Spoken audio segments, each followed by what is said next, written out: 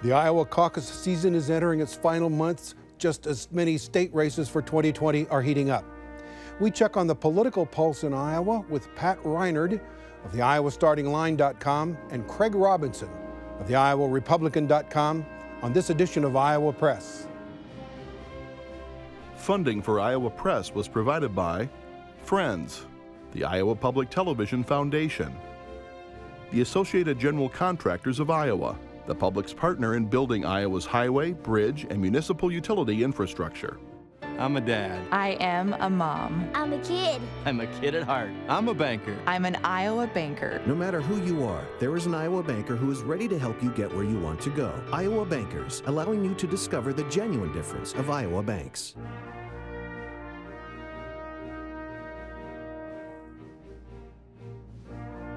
For decades, Iowa Press has brought you political leaders and newsmakers from across Iowa and beyond, celebrating more than 40 years of broadcast excellence on statewide Iowa Public Television. This is the Friday, October 18 edition of Iowa Press. Here is David Yepsen. As Iowa's presidential caucus campaign season enters late fall, many in Washington are occupied by impeachment talk. But what are the issues and candidates moving voters back in Iowa? And what of state politics? Joining us at the Iowa Press table to talk about it all are Pat Rynard, founder of the iowastartingline.com, and Craig Robinson, founder of the iowarepublican.com. Gentlemen, welcome back. Good to have you. Yeah, good to be here. Journalists joining us across the table are James Lynch, political writer for the Gazette, and Radio Iowa News Director Kay Henderson. First question, does Trump trump everything up and down the ballot, Pat Rynard? I mean, he kind of has this whole presidency, hasn't he? Going back almost 4 years now through the campaign. And yeah, I mean, a lot of the Democratic primary, the debate throughout it has been a lot of reactions to whatever new crisis is happening with Trump that week. And it's been a little bit difficult for some of these individual candidates to kind of break out with their own messages.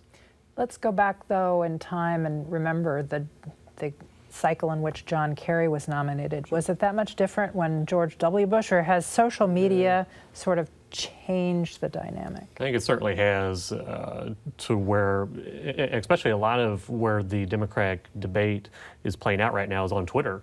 Of all these journalists tweeting out the most recent ridiculous thing coming out of D.C. and then the candidates ended up having to very quickly within just an hour come up with their own response, sometimes kind of witty ones to get that to bounce around Twitter. So it's a lot different from back then. Craig, is same question to you. Mm-hmm. Is Trump in the Republican Party? Is Trump pulling all the oxygen out of the room such that Republican candidates who are in tight races can't get a message through? Yeah, I mean, I think he's dominating everything. We saw this in 2016, and it's not weekly, it's daily. There's something new every day. And there's sometimes I compare this a little bit to Republicans in 2012, where they were outraged about something Obama did on a daily basis. And it really, I think, it does have a negative impact if you're the party trying to win the presidency, because you're constantly chasing something new every day. You're outraged, you're making a statement, and what you're not doing is maybe putting forth an agenda and an idea of what it's going to be like if you're elected president of the United States. Craig, we heard some outrage from Iowa this week regarding the latest round in the RFS battle with the EPA. No more Iowa nice, I guess. We'll leave it there. Yeah. The quote continued. But how does this affect Republicans up and down the ticket? I mean, is this going to hurt the president in Iowa? Is it going to hurt Senator Ernst and congressional candidates? It certainly can. I think you have a renewable fuels industry that feels betrayed. And where Trump in 2016 and afterwards has always kind of said and done the right things, but the actions of his administration haven't followed line. And so I think they're looking to get this situation rectified in a way that's suitable to their liking, and I don't know if that happens. I mean, you have an EPA that seems pretty hostile to the ethanol industry, and so I think this does impact it, especially when you have, if the Iowa corn growers are all of a sudden going to take their kind of political weight and be a little bit more, nonpartisan, it could impact Joni Ernst. It could impact these other congressional races if there's dissatisfaction with how Republicans have approached this, namely Donald Trump. Well, Go ahead. I think it creates a real big credibility problem to a lot of top Republicans in the state, and most importantly, Joni Ernst up for re-election in 2020, because we've all seen over the years where the Iowa Republican Party, Kim Reynolds, Joni Ernst, Chuck Grassley, like they've been all in for Donald Trump. This has been a very pro-Trump Republican Party here in the state, and what have they gotten out of it? Like when it comes to very Iowa-specific issues, like the renewable fuels industry, Iowa's gotten betrayed time and time again, and folks like Joni Ernst keep saying, "Oh, I'm having these conversations with the president," but then nothing comes out of it. Well, but there's a saying in politics, Pat, that you dance with the one that brung you. I know. And well, Joni Ernst got to the U.S. Senate in no small part because of the Tea Party people who championed her, and so Craig, isn't she in a position where she's got to stay with Trump no matter what? Yeah, I don't think there's really, especially in a state like Iowa where you see Republican activists. I mean, there's no one flaking from Donald Trump. You might not like what he's doing here or there on a particular issue, but by and large, the support of the president is strong within the party. And I think you cause more problems trying to go it alone. You said there would be an adverse effect, could be an adverse effect on Trump. How so? Well, staying home? Republicans stay home?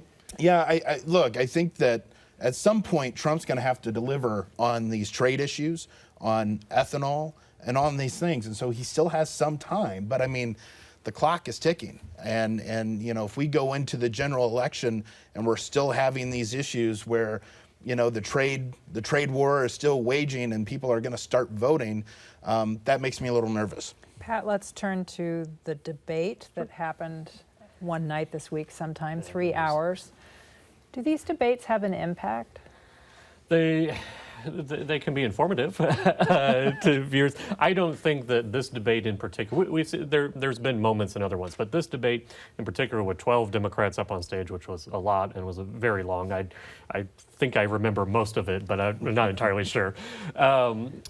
I think what this debate did, instead of having a breakout moment for anyone, it would just show that there was a new phase, that we've entered a new phase where Elizabeth Warren is seen largely as the front runner now, or just a slight front runner in the Democratic primary. And so she got a lot more attention. You saw Pete Buttigieg coming out with a much more aggressive stance. So I think it's been helpful in showing us just where the race is at.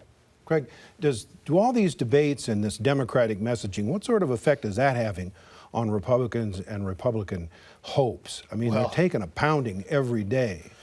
Well, on one side of it, it's helpful for Republicans because, every other week, CNN has 3 or 4 hours of these candidates delving in on issues and they tend to go further left and left, whether it's social policy or if it's economic policy. And so Republicans aren't sending out opposition researchers to get them on film. It's on CNN these days. And so that helps. But they do have an advantage in the sense that they're their time of possession in this match here early on is high, where they're the ones getting the attention. Pat, these debates and the Democratic National Committee rules that said who got in and got out, is the National Party and our DNC rules about debates really taking over the role that Iowa has historically and traditionally played, and that is that Iowa winnows the field? Hasn't that been taken over by the National Committee? To a certain extent, yes. That being said, there are still 12 people up on stage, which is more than you usually see it on caucus night. So it has helped to winnow the field to a certain amount, but I think a lot of the candidates who have dropped out or who are really struggling probably would have been really struggling anyway. I do think one of the unfortunate aspects of this caucus cycle is that we have not seen as many candidates just like completely barnstorm the state, spend weeks and weeks out here not just hitting Waterloo, Dubuque, Cedar Rapids on their trips, but doing real long bus tours. How's that working for John Delaney? Well, true, but I think that's not necessarily the best way to look at it because, you could take any aspect. Well, John Delaney's was running some TV ads, so are all TV ads irrelevant? No, it's just, I've just been surprised we have not had as many people barnstorming the state to slowly build up that support. Let me ask you about a few of these candidates. And Craig, feel free to jump in here with your perspective as well. Is Joe Biden fading? I mean, he's not commanding every poll as he was earlier in the race. He's made some gaffes. There's the questions about his son Hunter, and some of his speeches have been not the best. Sure. Is he fading? I think overall he's, given the amount of attacks that he's sustained, he's been a little bit more resilient than at least I thought he was going to be. He still has a lot of loyalty and support out there, but you're right. It's the bigger concern for me is that he had somewhere between $9 and $10 million cash on hand compared to above $20 million for Buttigieg, Sanders, and Warren.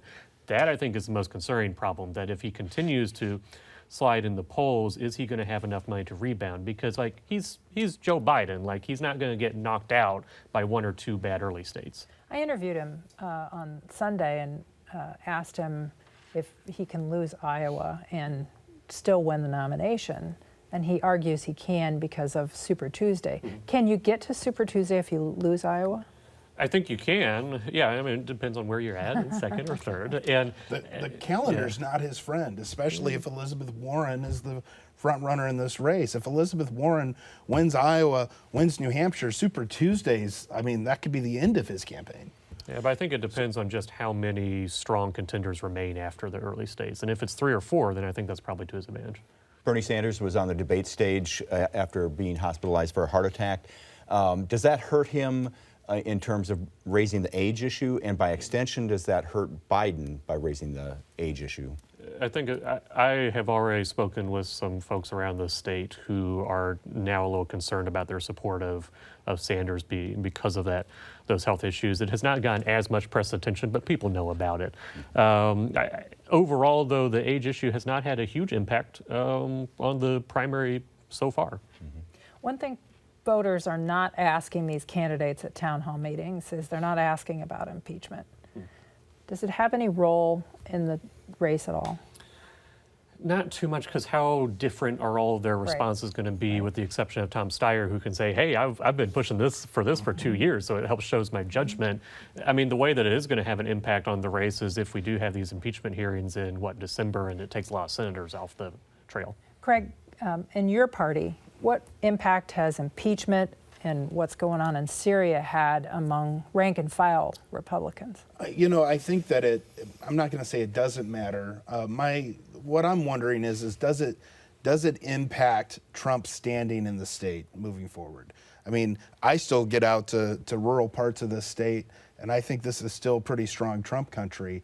And even with all the noise of impeachment and Syria and whatever the issue of the day is, I still think there's some resilient Trump support out there. Is that true in the urban centers? Definitely not. I think it has more of an impact in those areas than it does across the state. Is Elizabeth Warren the front runner? Yeah, I think so. Yeah, it's been just a very slow, steady, and rather uneventful rise on up there. Has she peaked too early? That's possible, and I think it will be very interesting to see what happens over this next month, because as you saw in the debate, she took a lot of incoming fire. I thought she handled most of it well, but we did hear from some folks out at debate watch parties that we were at that they were concerned that she wouldn't answer the tax question over her Medicare for All plan. I mean, and the last thing you want to do is to start having a downward slide in October and November. And if everybody's focusing on you and throwing punches at you, that can happen. It doesn't necessarily do, but it can. One of the things that your party has been talking a lot about is Medicare for All. The Iowa poll that was taken ages ago in mid-September showed that 52% of Democrats who intend to go to the caucuses either support it but think it's may imperil the party's nominee if they support it, or they outright oppose it. And it seems that we've seen some national polling that seems to think that worry is growing. What are you hearing from rank and file Democrats? Yeah, there's a little bit of that out there, and I think one of the things with the Medicare for All issue is just how much is that a deal breaker for a lot of Democratic caucus goers. They may say that I would prefer a Medicare for All option, but if I really like this candidate who's still going to get to a lot of universal coverage, but maybe not that, then they're okay with that. I think it's been this primary has been more based around personalities than it has the very specific policy. Craig, to you, 2018 in many respects was sort of based on the fact that Republicans were just criticized for not preserving pre-existing conditions as a protection under Obamacare. There's a court case out there that could go away. How much do you think that healthcare will be a deciding factor in the 2020 race? I think healthcare will always be an important issue in our elections, but it's how it's framed. And I think what we're seeing with these polls, even in Iowa, of Iowa Democrats, you know, the cost of these programs matter to people. You can't just say I'm for this and we're going to spend all this money. People want to know, well, how does this work? How does it impact my taxes? You know, who pays for this? It's not just, you know, someone going to give you something for free. And so the economics of these proposals have to work. James? So Craig, given what you just said, is Elizabeth Warren, who is promising Medicare for all, free college, is she the dream GOP candidate? Well, there's a number of them. I mean, Elizabeth Warren, Bernie Sanders. Okay, so I'm more fearful of a more establishment Democrat getting the nomination, but I'm not sure that that's Joe Biden anymore. And so I think what we're looking for in Iowa here in the final months of this race, is there someone from the more establishment wing of the Democrat Party that'll emerge? And is that Pete Buttigieg? It very well could be, because he has a lot of the energy and momentum. You just go out to his events, and I think we all have, and like you see something different there than you see at most other places. I mean, Warren and Buttigieg are getting the largest crowds out there by far. That doesn't always, you know, determine things, but he's got the money. He's got the energy, and I don't necessarily think that, like, if Biden kind of fades, that doesn't mean just because Buttigieg is kind of more moderate on some issues that it immediately goes to there, because the appeal for Biden isn't necessarily moderate. It's just like they know him a long time. But does Buttigieg have the substance that I think it demands if you're a front runner? Yeah, I mean, he's style. Yeah, he's style over substance, and I think, you know, I get why he's an attractive candidate. He's a great communicator. But does he have the substance at the end of the day to be the standard bearer for your party? But Pat, what about his sexual orientation? Is that a drawback to his candidacy? Are Democrats, it doesn't get said very much because it's sort of politically incorrect, but, you know, is America ready for an openly gay president? I would certainly hope so. I think they are. Right, but I mean, what I'm asking is just the politics of it. Is that there's some Democrats who have a reluctance or a hesitancy to support him because they don't think he can win. You're right. If it is so, then it's not being spoken publicly, and it's not something that's probably going to get much news on it. So yeah, if you start to see a lot of polls where, you know, older people aren't as welcoming, aren't supporting him as much, that could be it. But Greg has got a problem with African Americans. Is that part of this? Sure. I'm not sure if that is part of that deal. I think it's been a benefit to his candidacy thus far. Out of the gate, he emerged because of this issue, and so again, I think the calculation that has to be made is this, and I don't think where Democrats are strong in the country, if you look at the electoral map, I don't think it's an issue for them. Pat, sort of a process question regarding the caucuses. A lot of people go into the caucuses with their short list, and when they get there, they want to vote for a winner. How much is that going to affect the outcome of the caucuses? And with a raw body count this year, does second place or second choice matter? I think so. I still don't know how things are going to turn out on caucus night with the raw vote reporting and the delegate thing, but I think something that Does the party even know? I know. We're not, no one knows. I think they do. But I think something that hasn't been talked enough about that should be is how much second choices are going to impact this race when it comes to viability. Because right now, a lot of the candidates, and you saw it with Buttigieg in the debate, being more aggressive. At the national level, candidates have no problem throwing punches at each other and kind of starting to get under each other's skin. But here in the caucus, if you make a lot of attacks, then people may not, those supporters of that candidate, if they're not viable, may not want to walk over to your corner on caucus night. So you have to play nice. Yeah. Final question, do you think anybody will drop out before the caucuses? Yeah. Who? I was hoping you wanted to ask. Half. It didn't happen with your party in 2016. You just had a couple that did it. You didn't have 5 of them. Yeah, I mean, I think they waited for Iowa, and then it was kind of this big determinator that, you know, they didn't do well, and then you moved on. I don't know if that's going to be the case here. Is it because of the debates or because of the fundraising? Fundraising, I think, like Julian Castro only had about $600,000, a little bit more than that cash on hand, and that's probably not enough to make it through the caucus. So unless someone like him has some kind of big breakout moment where he raised a lot more, that's going to be tough. Craig, what about the caucuses in your party? President Trump has got some challengers, Mark Sanford, Bill Weld, there may be others. Do you see any of those people gaining any traction? I don't. I think it's very difficult to do it, especially in a state like Iowa, especially being first. I don't think there's much of an appetite for it, even though I think someone like Mark Sanford and the issues that he's bringing up are serious and should be thought about in the Republican Party. I just don't think there's an appetite for it. How concerned are Republicans, and looking at all of this energy that the Democrats are showing? Go back to what Pat was saying, these huge crowds, and they are, by any objective metric in comparison to other past campaigns. Some of these Democratic candidates are attracting very large crowds. Now, are Republicans worried about what that's going to mean come November? Yeah, I mean, I don't know if they're really worried about it. I think we'll see. I think that there is excitement and kind of a willingness to defend Trump on anything. If you look at social media with Republicans, I mean, I think there's plenty of energy on the Republican side of this race too.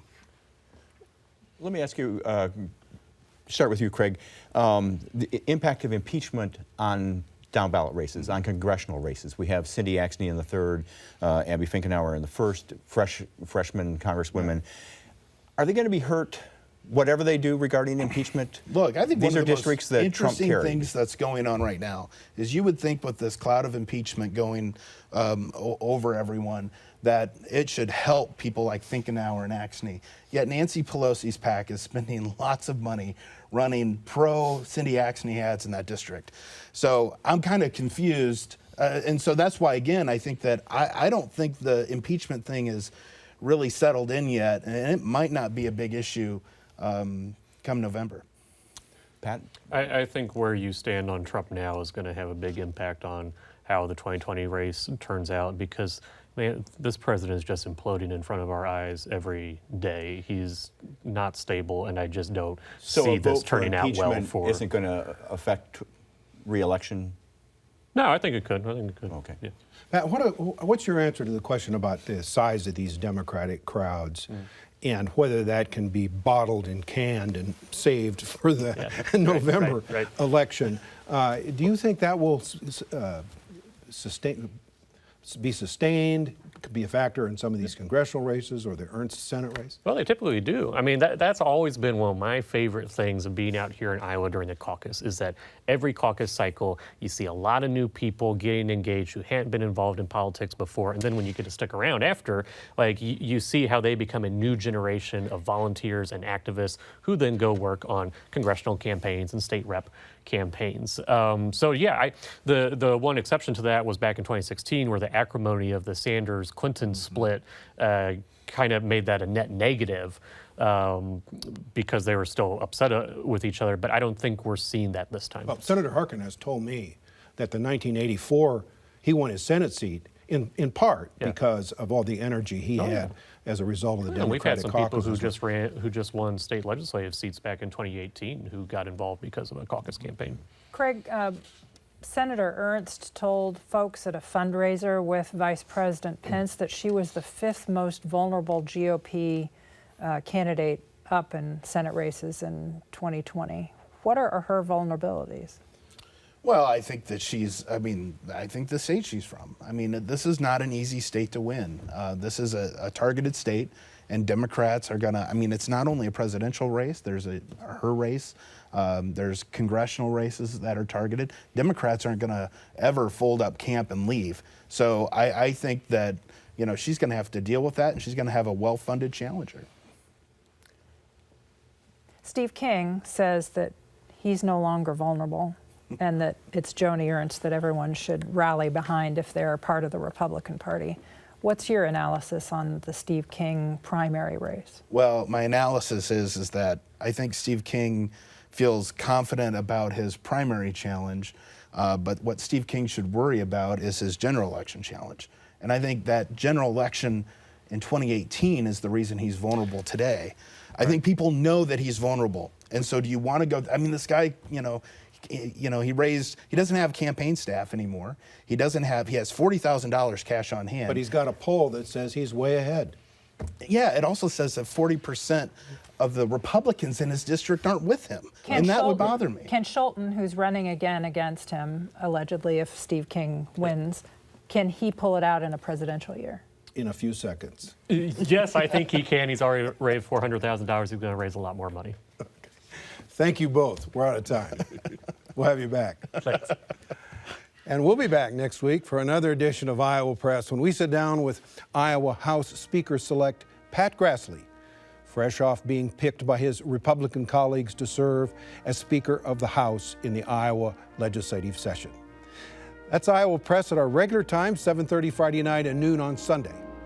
For all of us here at Iowa Public Television, I'm David Yepsen, and thanks for joining us today.